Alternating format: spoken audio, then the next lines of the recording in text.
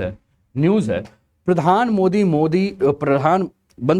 Modi arrives in Hiroshima for G7 and quad summit. तो प्रधानमंत्री मोदी जी जो हैं वो कल यानी कि 19 मई को जो है वो पहुंच चुके हैं कहां? जापान के उस शहर के में जहां परमाणु हमले के निशान आज भी मौजूद। प्रधानमंत्री मोदी जी जो हैं वो जापान के हिरोशिमा शहर में जो है पहुंच चुके हैं, जहां दुनिया के अमीर देशों का संगठन, जिससे हमें क्या कहते हैं, G7 कहते हैं, उनकी मीटिंग होने वाली, उनकी बैठक शुरू होने वाली है। और लगातार चौथी बार प्रधानमंत्री मोदी जी जो हैं इस संगठन के मीटिंग में बतौर गेस्ट जो है वो शामिल हो रहे हैं। इन्हीं सारी चीजों के ऊपर हम चर्चा करेंगे, सारी बातों को समझेंगे, सारी बातों को जानेंगे। लेकिन उसके पहले एक प्रश्न जो है आपके स्क्रीन पर आपको देखने को मिल रहा है। Which group of nation condemned the chemical attack in Syria, holding President Bashar al Assad responsible? किस संगठन या किस ग्रुप ने जो है वो क्या किया था कि भर्त्सना की थी? किसकी? केमिकल अटैक सीरिया पे करने के लिए प्रेसिडेंट बशर अल असद की, यानी कि प्रेसिडेंट बशर अल असद को जो है वो रिस्पॉन्सिबल माना था। वो कौन सा संगठन था? ऑप्शन आपके स्क्रीन पर देखने को मिल रहा है, कमेंट में आप इसके उत्तर को जरूर बताइएगा। ठीक है, आगे चलते हैं, बात करते हैं। ठीक है, आपके स्क्रीन पर दोस्तों ये G7 का जो है वो लोगो के मेंबर्स नजर आ रहे हैं और प्रधानमंत्री मोदी जी जो हैं वो G7 की यात्रा में चले चुके हैं। G7 ने पहली बार 2003 में अगर हम बात करें तो भारत को अपनी बैठक में शामिल करने का न्योता भेजा था। 2003 प्रधानमंत्री थे अटल बिहारी वाजपेयी जी, और इसके लिए तत्कालीन प्रधानमंत्री अटल बिहारी वाजपेयी जो हैं वो फ्रांस गए थे। संगठन का सदस्य ना होने के बाद भी अगर हम बात करें तो भारत इसकी बैठक में 2003 के बाद जो है वो बार बार शामिल हो रहा है।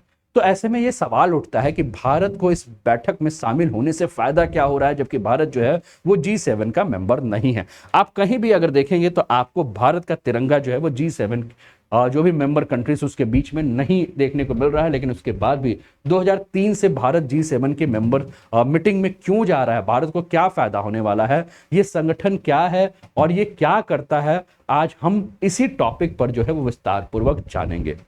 लेकिन आज हम ये भी जानेंगे कि सऊदी ने अमेरिका को कैसा सबक सिखाया था जिसके बाद G7 की यात्रा की शुरुआत हुई थी। उम्मीद है कि आप इन सारी बातों को जानना चाहेंगे तो कॉपी पेन अपने साथ रखिएगा, क्योंकि मैं बहुत सारे इंपॉर्टेंट टॉपिक्स को, बहुत सारे इंपॉर्टेंट बिंदुओं को जो है वो आपके सामने रखूंगा। हो सकता है कि ये टॉपिक जो है थोड़ा सा लंबा चले, लेकिन भैया धैर्य के साथ बैठे रहिएगा। बहुत सारी बातें हम करेंगे, बहुत सारी बातों पर चर्चा भी करेंगे। भारत की उपयोगिता G7 के लिए क्या है, इस पर भी हम बात करेंगे। हम बात करेंगे कि ये जो G7 है कभी G8 हुआ करता था, क्यों रशिया ने जब यूक्रेन पर हमला किया तो ये G7 कंट्रीज बन गया, यानी कि रशिया को बाहर कर दिया गया। लेकिन G7 का निर्माण क्यों हुआ और सऊदी अरब क्यों रिस्पॉन्सिबल है, इन सभी चीजों के लिए हम बात करेंगे। उम्मीद है कि सारी बातों को जो है वो आप समझना चाहेंगे। तो समझने के लिए दोस्तों आज से आपको चलना पड़ेगा लगभग 50 साल पहले। 2023 चल रहा है, हम चलते हैं आज से 50 साल पहले, यानी कि वर्ष है 1973। 1973 की यात्रा पे हम चलते हैं। 1973 उस समय अमेरिका के राष्ट्रपति थे रिचर्ड निक्सन, और रिचर्ड निक्सन अरब देशों में लड़ने के लिए इजराइल को 18,000 करोड़ रुपए की मदद दे रहे थे। और इसी से नाराज होकर ओपेक देश सऊदी अरब के राजा फैजल के नेतृत्व में तेल के उत्पादन में भारी कटौती जो है वो कर दे रहे हैं। ऑयल प्रोडक्शन कम करने का मकसद यही था कि फिलिस्तीन के खिलाफ इजराइल का जो अमेरिका समर्थन कर रहा था, जो पश्चिम देश समर्थन कर रहा था, उन सभी देशों को जो है वो सबक सिखाना। नतीजा ये हुआ कि 1973 के मात्र एक साल बाद, यानी कि 1974 आते आते तेल की जो है वो विश्व में किल्लत होने लगी थी।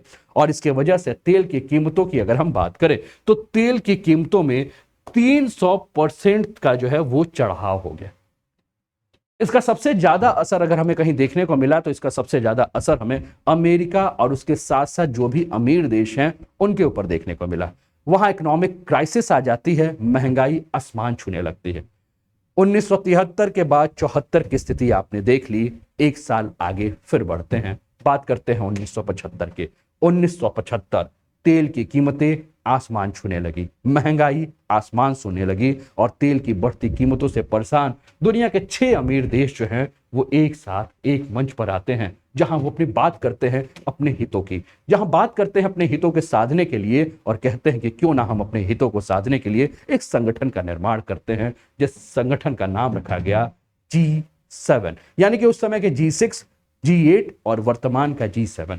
अब इन पूरी प्रक्रिया को जो है और अच्छे से समझने का प्रयास करते हैं, लेकिन आप अपने स्क्रीन पर देख रहे हैं कि आपको ये अमेरिका के राष्ट्रपति जो बाइडेन नजर आ रहे हैं, यूएस प्रेसिडेंट जो बाइडेन, जो कि हिरोशिमा पहुंच चुके हैं G7 की मीटिंग को ज्वाइन करने के लिए। आप अपने स्क्रीन पर देख रहे हैं ANI के माध्यम से ये वीडियो का फुटेज लिया गया है, सोर्स जो है वो राइटर्स है, आपके स्क्रीन पर ये सारी प्रक्रिया दिख रही हैं। कैसा लग रहा है सेशन जरूर बताएं, और इंटरेस्ट बनना है कि नहीं ये भी बताइए। अपने मित्रों के साथ क्लासेस के लिंक को शेयर कर दीजिए, वीडियो को अभी तक लाइक नहीं किया तो लाइक भी कर दीजिए, है ना।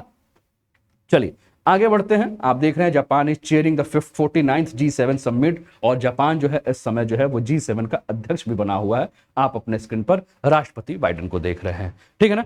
तो इन सारी चीजों को हम देखेंगे, हम बात करेंगे G7 का सदस्य ना होने के बाद भी भारत को क्यों बुलाया जा रहा है, तो इन सारी चीजों पर और कई सारे प्रश्न हमारे दिमाग में होंगे जो कि IR से संबंधित होंगे, अंतर्राष्ट्रीय संबंधों से संबंधित होंगे।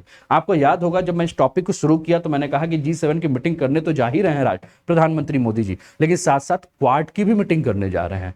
क्वाड यानी कि 4 देशों का संगठन, 4 देश जो कि प्रशांत और हिंद महासागर के क्षेत्र के हैं। क्या मुझे कमेंट में आप बता सकते हैं कि क्वाड के मेंबर कौन कौन कंट्रीज हैं? पूर्वी क्वाड की मैं बात कर रहा हूं, पश्चिमी क्वाड की बात नहीं कर रहा हूं जिसके बारे में बातें होने लगी हैं, मैं बात कर रहा हूं पूर्वी क्वाड की। तो क्या आप मुझे कमेंट में बता सकते हैं कि 4 देश कौन कौन से हैं क्वाड के? ठीक है, तो आप अपने स्क्रीन पर ये वीडियो तो देख ही चुके हैं। चलिए अगला, हमारे देश के प्रधानमंत्री मोदी जी जो हैं हिरोशिमा जापान पहुंच चुके हैं और ये कल की यात्रा है। Narendra Modi ji on May 19 arrive in Japan Hiroshima to attend G7। तो आपके स्क्रीन पर जो है ये देख रहे हैं भारत के प्रधानमंत्री।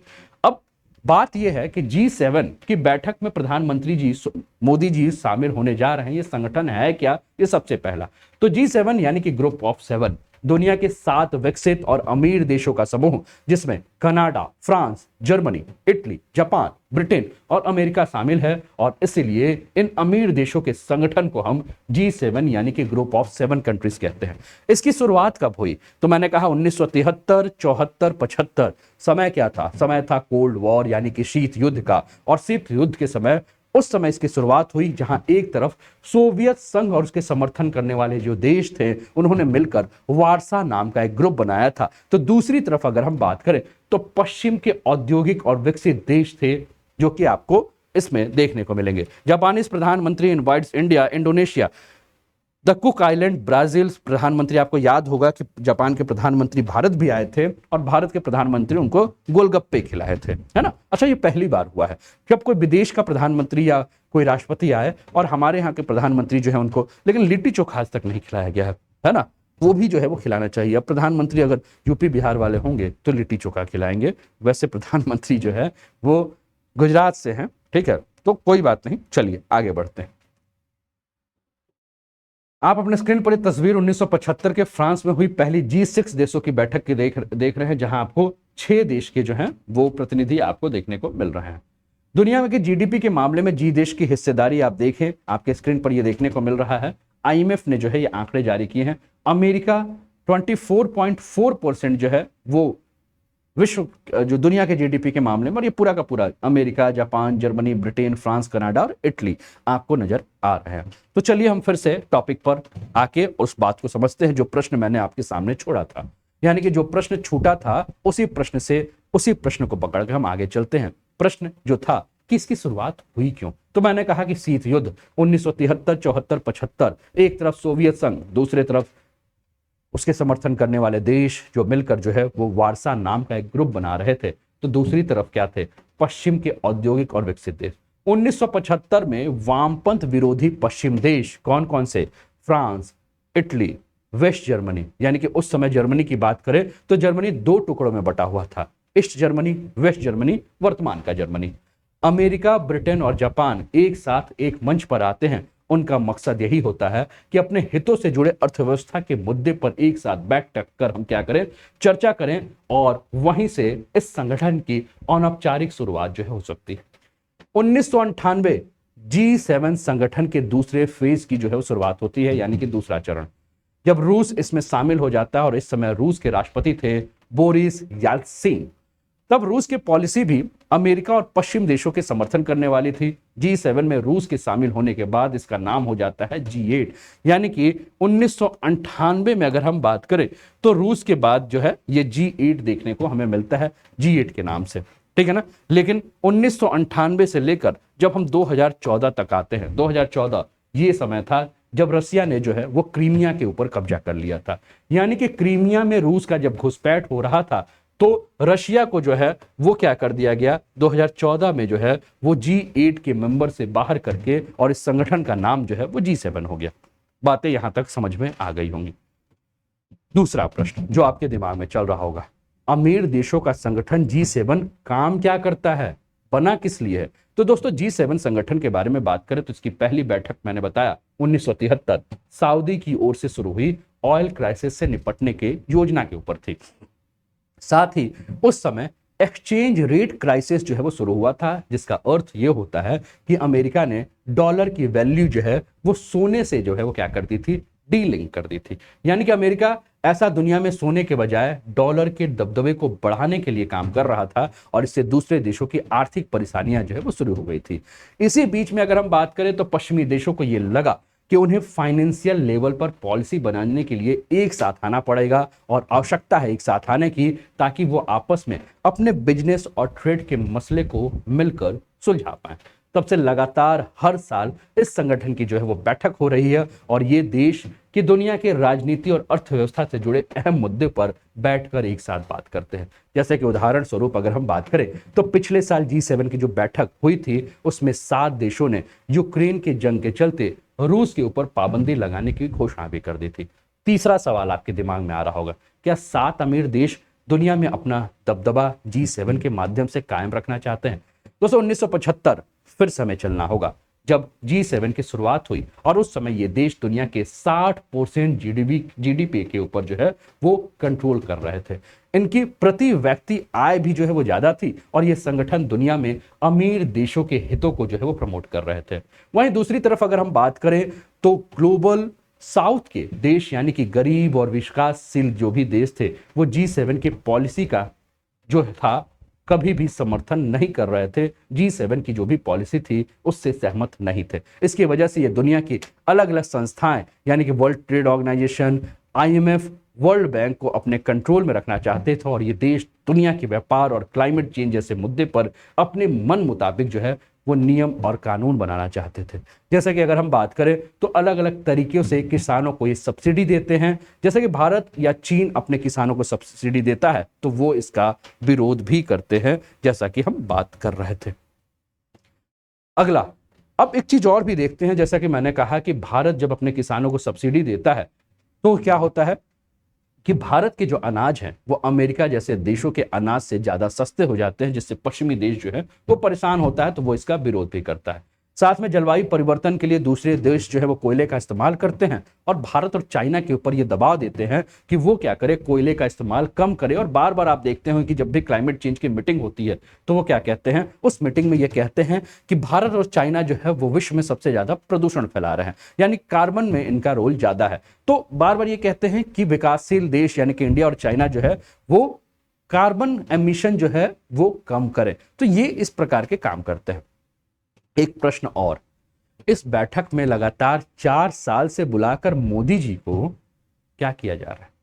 यानी कि इस बैठक में लगातार 4 साल से बुलाकर क्या भारत को एंटी चाइना समूह में शामिल करने की कोशिश की जा रही है? मोदी जी को क्यों बुलाया जा रहा है? एक सबसे बड़ा प्रश्न, क्या मोदी जी को चीन के विरोध में खड़ा करने की बात हो रही है? तो इसका उत्तर है बड़ा सा ना, बिल्कुल भी नहीं, क्योंकि भारत ने अपने फॉरेन पॉलिसी को काफी क्लियर कर रखा है। भारत ने सीधे कहा है, बहुत खुले तौर पे कहा है कि हमारी पॉलिसी हमेशा मल्टी अलाइनमेंट की रही है, यानी कि हमने कभी भी किसी भी गुट का समर्थन नहीं किया है। पश्चिमी देशों के साथ हम सहयोग के साथ रहेंगे, पश्चिमी देशों के साथ अपने इकोनॉमिक संबंध को हम अच्छे रखेंगे, और हम एक लोकतांत्रिक देश हैं, हमारे यहाँ ज़्यादातर स्किल्ड वर्कर काम और पढ़ाई के लिए अमेरिका जाते हैं, उसके बाद भी हम कभी भी अमेरिका के दबाव में नहीं आएंगे। इसके अलावा भारत में सैंक्शन लगती है, यानी कि दूसरे देशों पे भी पाबंदियां लगती है, भारत पे भी पाबंदियां लगी, ठीक है ना। जैसे कि भारत के ऊपर कहा गया कि भैया रशिया के ऊपर हम सैंक्शन लगा रहे हैं, भारत को कहा गया कि भैया तुम इसमें शामिल हो, भारत कहा हम नहीं शामिल होने वाले, है ना, हम अपने हिसाब से चलेंगे, है ना। तुम रूस पर यूक्रेन के जंग के कारण जो है वो कितना भी सैंक्शन लगाओ, हम नहीं, ठीक है ना, समझ रहा। तो वहीं भारत जो है वो G7 की बैठक में जा रहा है और G20 का मेंबर है, भारत ब्रिक्स का भी मेंबर है, SCO का मेंबर है, क्वाड का मेंबर है, लेकिन उसके बाद भी जब ये सारे कंट्रीज कहते हैं कि तुम रशिया के खिलाफ हो जाओ, तो भारत सीधे ये कहता है भाड़ में जाओ, नहीं मतलब हमें।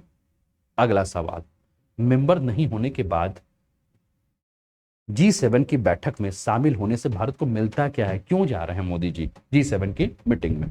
तो दोस्तों इस जो बैठक हो रही है, जो मीटिंग हो रही है, इससे भारत को जो है वो 3 तरह के फायदे होने वाले हैं। आप कहोगे फायदे, कैसे फायदे सर, मेंबर तो है नहीं, तो फायदे किस प्रकार से होने वाले हैं। तो फायदे क्या होंगे, तो चीन की वजह से जो साउथ चाइना सी वाला क्षेत्र है उसमें काफी सारे डेवलपमेंट हो रहे हैं। चीन की पॉलिसी सिर्फ जापान और साउथ कोरिया को लेकर ही नहीं बल्कि भारत को लेकर भी काफी ज्यादा एग्रेसिव है। यानी कि चीन केवल साउथ कोरिया और जापान को ही नापसंद नहीं करता है, वो भारत को भी नापसंद करता है। तो ऐसे बैठक में, यानी कि G7 की बैठक में अगर भारत जाता है तो चीन को लेकर अपना पक्ष जो है वो इन देशों के सामने रख सकता है, और तब जब चीन को काबू करने के लिए भारत अमेरिका और जापान के साथ मिलकर क्वाड के रूप में काम कर रहा है, तो यहां इस मीटिंग में भारत को हेल्प मिलेगा। G7 कई प्रकार से अगर हम बात करें तो जैसा जैसा जरूरत होता है उसके मुताबिक अलग अलग 3 देशों की जो है उसमें मीटिंग होती है, जिसमें भारत किन्हीं 2 देशों के साथ बैठकर जो है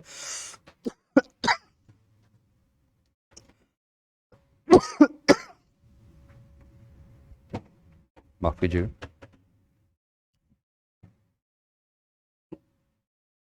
ना, भारत क्या कर सकता है कि इन 2 देशों के साथ बैठकर जो है अपनी मीटिंग कर सकता है। भारत कई मुद्दों पे अगर हम बात करें तो देशों जो भी G7 के जो देश हैं उनके साथ सहमत नहीं है, जैसे क्लाइमेट चेंज को लेकर, बिजनेस ट्रेड को लेकर, ठीक है। तो भारत क्या करता है, इन विकसित देशों के बीच में बैठकर विकासशील देशों का जो नजरिया होता है कि विकासशील देश क्या चाहते हैं, भारत का जो है उसमें एक रोल होता है, भारत अपनी बातों को रखता है, ठीक है ना। कई बार ऐसा होता है कि G7 के जो भी कंट्रीज होते हैं भारत के कई सारे बातों से सहमत नहीं होते हैं, ठीक है। जैसे कि भारत कहता है कि हमारे जो भी वर्कर्स हैं, हमारे पास एम्प्लॉयज ज्यादा हैं, तो हमारे वर्कर्स को फ्री वीजा दे दो, ठीक है। भारत G7 देशों के दूसरे देशों के सत्ता पलटने और दखल अंदाजी की जो पॉलिसी है कि मतलब कहीं भी दखल अंदाजी कर दो, है ना, उसका भी जो है वो भारत विरोध करता है, वो भी इससे सहमत नहीं रहता है। यूनाइटेड नेशन का जो फैसला जो है, अगर हम बात करें तो यूनाइटेड नेशन के फैसले हुए बिना भी ये देश दूसरे देशों के आंतरिक मामले में जो दखल देते हैं, भारत जो है वो क्या करता है, इसका विरोध करता है। भारत जो है वो सीधे कहता है कि जो इंटरनेशनल लॉ है हम उसका पालन करेंगे, और दुनिया के जो भी देश हैं, ठीक है ना, उन देशों को यह भी लगता है कि भारत ही वो देश है जो कि चीन का मुकाबला कर सकता है, इसलिए वो सब भारत के पक्ष में अपनी बात करते हैं। फिर दिमाग में एक प्रश्न और आएगा, G7 देशों के बीच में कितनी एकजुटता है, क्या ये सारे के सारे देश जो अमीर देश हैं वो जब एक साथ मीटिंग कर रहे हैं, जो विश्व की अर्थव्यवस्था में अगर हम बात करें तो सबसे ज्यादा रोल प्ले कर रहे हैं, जो शक्तिशाली देश है, क्या इनके अंदर एकता भी है, एकजुटता भी है। तो दोस्तों अगर हम बात करें तो जब बिजनेसमैन मिलते हैं तो एकजुटता से ज्यादा वो फायदा की बात करते हैं। तो G7 के जो भी देश हैं वो फायदे को ज्यादा ध्यान देते हैं, ना कि एकजुटता को। कई बार इन देशों के बीच में हम देखे हैं कि मतभेद भी हमें देखने को मिले। अमेरिका की पॉलिसी जो है वो हमेशा क्या रही है कि वो नाटो के देशों को इस दायरे में रखता है, ठीक है, यानी कि कोई दूसरा सैन्य संगठन जो है वो ना बन सके।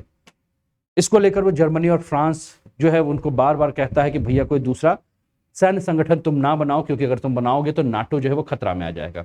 2018 की अगर हम बात करें दोस्तों, 2018 में जब उस समय के जो राष्ट्रपति थे जिनका नाम था डोनाल्ड ट्रंप, उन्होंने G7 के साझा बयान पर एक कागज पे इसलिए साइन करने से इनकार कर दिया था क्योंकि उन्होंने कनाडा के ऊपर आरोप लगाया था कि कनाडा जो है वो क्या कर रहा है, उनके वर्करों और कंपनियों पे जो है वो ज्यादा टैरिफ लगा रहा है, और उस दौरान संगठन के बाकी देश जो है वो अमेरिका के इस रवैये से जो है वो चिंतित हो गए थे। हालांकि जब बाइडन आए तो बाइडन ने जो है वो G7 के जो बाकी मेंबर्स थे उनकी चिंताओं का समाधान किया।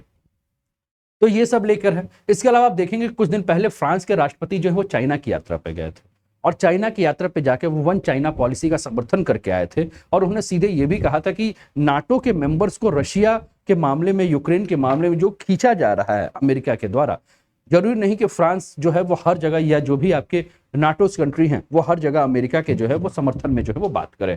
तो कहीं ना कहीं ये बातें, और वो सारी बातें वो चीन की जब यात्रा पे आए थे तो यहाँ आके बात किए थे, ठीक है ना। अब फ्रांस के अलावा अगर हम बात करें तो चाइना के संबंध जो है वो जर्मनी के साथ भी अच्छे हैं, इटली के साथ भी अच्छे हैं। तो कहीं ना कहीं अमेरिका जो अपना दबदबा यहाँ बनाए रखना चाह रहा है, वही G7 के अन्य मेंबर जो हैं वो चीन के साथ अपने संबंधों को जो है मधुर बनाए रखना चाह रहे हैं। एक प्रश्न और भी है, प्रश्न यह है कि G7 की आलोचना क्यों होती है।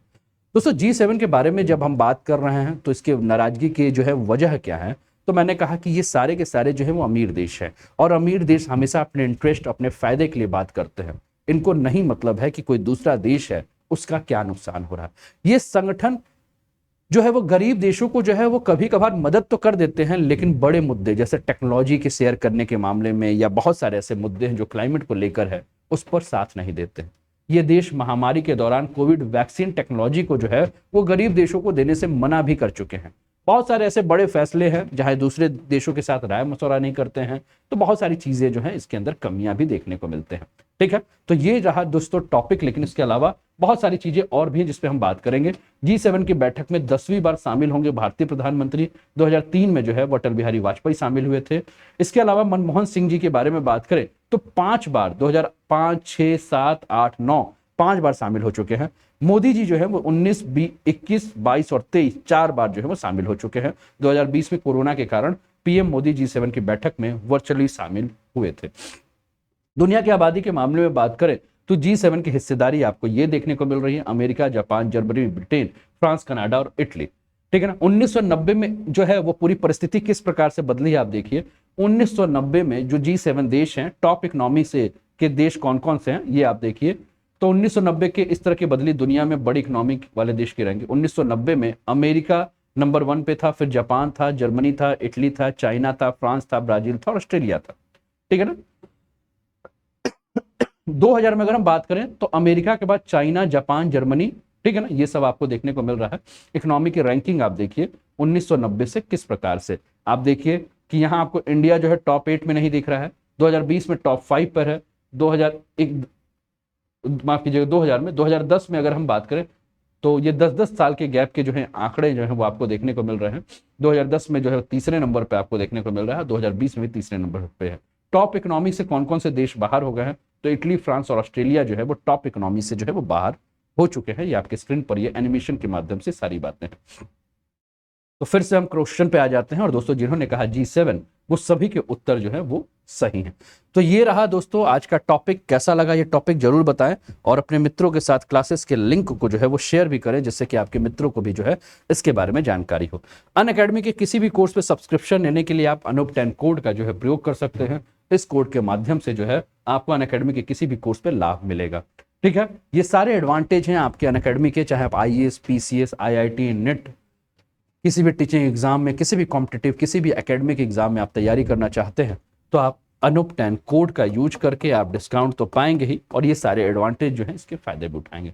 चलिए मिलते हैं फिर अगले सेशन में, तब तक अपना ध्यान रखिए, स्वस्थ रहिए, मस्त रहिए, तंदुरुस्त रहिए, हंसते खेलते मुस्कुराते जीवन का आनंद लीजिए। जय हिंद, जय भारत।